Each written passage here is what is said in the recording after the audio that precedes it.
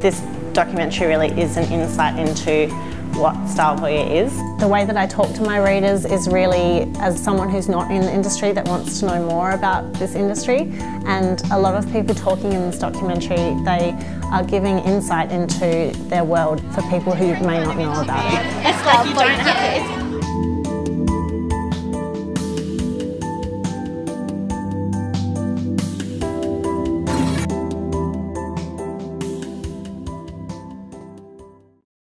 This is my 5th Perth Fashion Festival.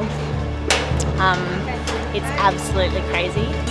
Yeah, this is crazy. Yeah. It's madness. It's the wackiest ideas. It's all about adrenaline rushes. Show callers, backstage managers, security guards. There's hairdressers and makeup artists everywhere. Model changes, who's who. Full on one after another. And the models are tired and Being able to sort of go and Getting things done at the last second. And I take it to the next level. The energy level excites me. Guys, 7 all-nighters in a row. do you want me to eat grasshoppers? Throwing champagne everywhere. It's a bizarre thing. It's completely terrifying. And have spoons on my head. It's so much fun though, and it's Just incredible. And it's amazing. Just amazing. Amazing. It's the most amazing experience. Is this for a documentary? Is it going to be in it? There are some incredible, talented, internationally renowned people in Perth right now. They're here right now. And they're walking around, just living their lives in Perth for some reason. Obviously for a reason. What is that reason? Probably the lifestyle, I guess. It's just, I don't know, Perth is a great industry here, and it's nice to sort of, you know, I've started when I was a student and it has a very nurturing industry. I feel so comfortable here. I just love Perth. I think we've got like a little community here. Designers will help designers, and you know, there's a lot of support there. I feel like there's like a new generation of like younger people trying to do different things in Perth. The perception of Perth has changed so much now because there is so much creative talent that's coming out of Perth, whether it be, you know, fashion or music or art or models and actors. The talent around is just mind-blowing. It's just crazy how many amazing people there are in Perth. Like, everyone is quite incredible, and it's been really simple to find them. And Perth really is the last fresh place that has some amazing people that still has a lot of hope in being on the global map. We would not be 14 years old without your love, dedication and passion. I like the isolation in Perth. I loved being able to come back here and just create in almost a vacuum. Is it made in WA? Yeah, everything's made in WA. Wow. All of it. Everything is West Australia. You can access anything around the world while still working in Perth as well, so there's no excuse for saying, oh, we're so isolated, we can't do what we want to do, so it's just basically get off your ass and do it. Isolation as a hurdle means you have to push yourself that bit harder, means you have to be more creative. But I think that's probably one of the keys. They really have to search very deeply. You walk in here and there's any number of challenges from the minute that the phone starts ringing to when you open an email. Yeah. There's loads of positives being in Perth, and there's not negatives but challenges of being here in Perth. If we don't grow it, build it, put it together here, you've got to bring it in. Distance has obviously always been an issue. You know, now, you know, one of our greatest expenses is freight. I think the hardest thing about working in this industry is the loneliness sometimes that you feel. I know what it's like to feel intense homesickness when you're away, and working in a completely different industry that expects different things from you. I think we went on like 80 flights in 2010. That much time in the plane is not healthy as well. You start to really dread airports. The hardest challenge, gee. Getting into pants that are too small for you, I guess. Maybe that's probably the hardest challenge. That's not very challenging. It's not very challenging. We have a wonderful northern corridor, which is great, and it's the market we need to engage with, but the rest of the world is on a totally different time frame to us. So liaising with the east coast of Australia with a 3-hour time difference is annoying. Why don't you just go to America and walk down the street? Is that how I want to do it? Yeah, good. Because it doesn't work like that. You know, yes, we have the internet and everything and we're accessible, but it still is a bit of a far-off dream for some people to be able to just flip over to New York, you know. You need to pay $5 grand for visas to get even to America. $3,000 on the plane.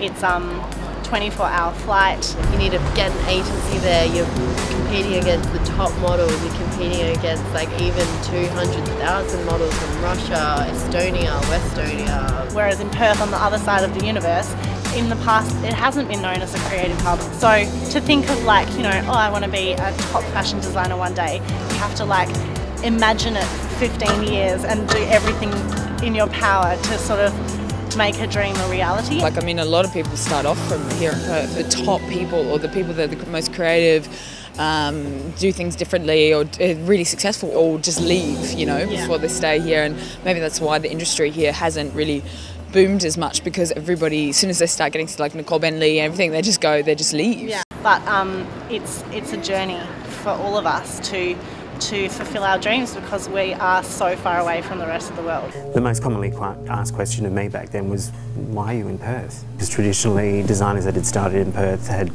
soon left. And you know, I just thought, well, why can't it be done from Perth? It's not about the individual, it's about a team, it's about just trying to achieve something that's really professional. It doesn't happen at a drop of a hat. You need to wait for the right timing. Some people don't understand what fashion is or the importance of it, which is so weird because everyone wears clothes. People sort of think of fashion as a strict and a regimented thing, but a lot of people just want to have fun, and there's sort of another side to it other than, you know, the whole fashion stuff. There's, you know, sort of more the real side where you're meeting real people who are just really down to earth, nice people. You're the babies. Don't lipstick on my teeth.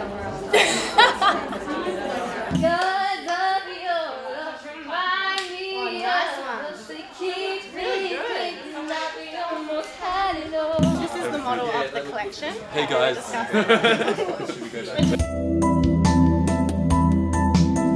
You know, I've never actually been inside the museum. I've never seen where the show is. I don't even know what it looks like in there. Blogging has just become such a significant force. It's really changed the whole media landscape. Blogging is massive at the moment. We target directly to online. It's instant. People see that more than buying the magazine or whatever. And it allows you to engage with a targeted audience. A lot of designers, instead of spending their money on marketing and magazines and things like that, they're giving their clothes and samples to a lot of bloggers. I'm putting this one back on here. All of the outfits that I've been given to wear for the festival from GARTH. Why do designers give you outfits?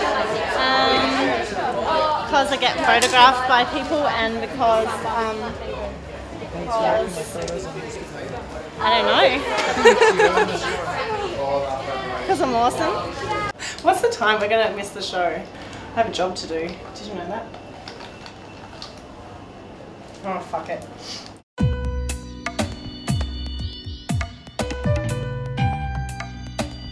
I'm explaining that you were shitty, but I said you look more manly. He agrees. The reason why I do Style Voyeur is because at the end of the experience, and you know, throughout at certain points when I'm not exhausted and in a bit of a panic, it actually gives me a lot of peace. You could never imagine the bedlam involved in capturing that moment of peaceful beauty. Do it a bit lower because you've got all this stuff going on. Yeah. No, you can do it, but just chin down with the craziness. I think when you look at the photos, you know, you go, wow, that's a beautiful photo, but I'm doing this because I think it's quite interesting to share how it actually happens. They get in their first looks, that's great. You can get as many photos as you want until the show starts. Gwen and Sarah are representing. Oh yeah, no, this is good. Hannah and Evelyn need to do some work.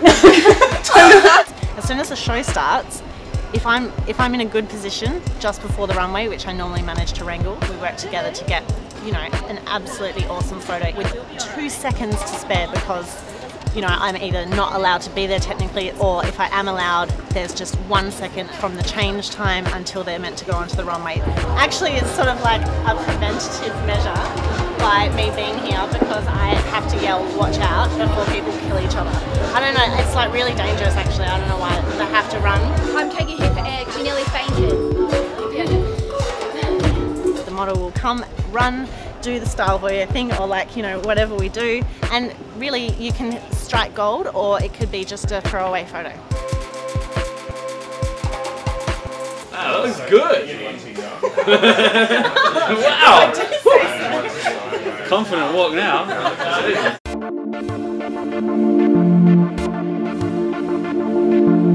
I quite like it. It's very punk, isn't it? Yeah. Day punk. Like not like London. Yeah. Everyone else in media, it's, you know, they have a photographer that comes with them, and they have editors, and they are writing the story. You know, I am one person, and I'm doing all of those things on my own. Don't film me sitting. This is the first time I've sat in 5 years. I'll take it off. Let's go. Let's go. Embarking on a fashion week is like going into war in the armed forces. This is real, man. This is fashion. Yes. I don't actually have time to sleep for 7 days. I've had 4 of these now on day 4. No, it's day 5. I even know the number, it's B2. And if I do sleep for 1 hour, it's I'm an hour late on my deadline.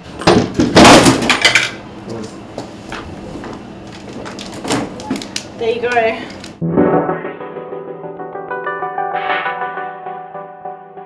Because I'm just a blogger, I'm like always in the way of the official photographers, and they're like, oh, like someone said, supposed to be over there. yeah, hello. But the thing is, the only reason why I'm trusted is because I was the stylist of Perth Fashion Festival, and they're like, oh, Marcia, Style Voyeur, she's just part of the furniture. I'm like this annoying person that won't leave. It's renegade. Every event I've been to, it's sort of like just stand in the corner and hope not to get told off. I just got in trouble once again, and it's because I wouldn't move from that seat. I'm not even in the way, it was completely under shadow, but I said no, and then someone else came up and also said, please move, because they're all like, you know, official, and someone said, oh shit, like get out of the way, sort of vibe, and I was like, I don't give a fuck. I'm fucking here. Well, it's actually the worst lighting here, but whatevs. We're only faking it for you. Normally people don't explain how in the fashion industry, but even if you give someone, this is how you do it, this is the formula, which there isn't one, it still doesn't mean that that person can necessarily do it or will take over what you're doing, because if you're helping other people, it's not ever going to take anything away from what you're doing. It's what goes around comes around. I think have a personality, really, and you know, don't walk around with a chip on your shoulder. Everyone has to work together, so you know, you lose your attitude. And well, I don't have an ego. I still sweep the floors at the studio, so just have fun, and fashion's supposed to be fun, and don't take things too seriously. I think if you're true to yourself, then it reflects in your label. So I think you need to have a deep understanding of where you are and what you're about, and then understand your customer and work cleverly with that. Doesn't matter what you do, doesn't matter what anyone says, you just need to remain true to your sense of being and what you're about, and that's the only way that you can create something that goes beyond the here and now. Just say yes to everything, and I suppose aesthetically as well, you can't just say I just want to do fashion or I just want to do you know, interiors. I think you want to try and mix everything up as much as possible and be willing to work for free for a really long time. Take lots of photos. Like if you travel, make sure you go and do all the touristy things as well, because a lot of the time, like, you can get so into the work and everything, you don't really have time to take a look around and see places. So. And the other thing that I really learned is you never burn your bridges, and you never underrate anyone, because the tiniest PR or the tiniest person trying to get into a show one day ends up being someone really big, and they all have. You've got to dedicate, you've got to be there when you're needed and do whatever's required of you. Talk to a lot of students, and they'll invariably ask me, you know, what's your advice for when we graduate? And the first thing I always say to them is go and work for someone else, because until you actually work in this industry, you don't really have an understanding of what it's about. My job is, you know, to go for the dream, for all of us, for the industry, for the state, for Brand WA, so that Perth is vibrant and we become a really, you know, cool city. I can't give up. Well, now that I've been doing it for a long time, it's, you know, it has actually become a part of me. Like, I can't even answer the question of why I blog, because it's just so innate in what I do now. Like, if Style Voyeur didn't exist, I actually don't know what I would do with my time.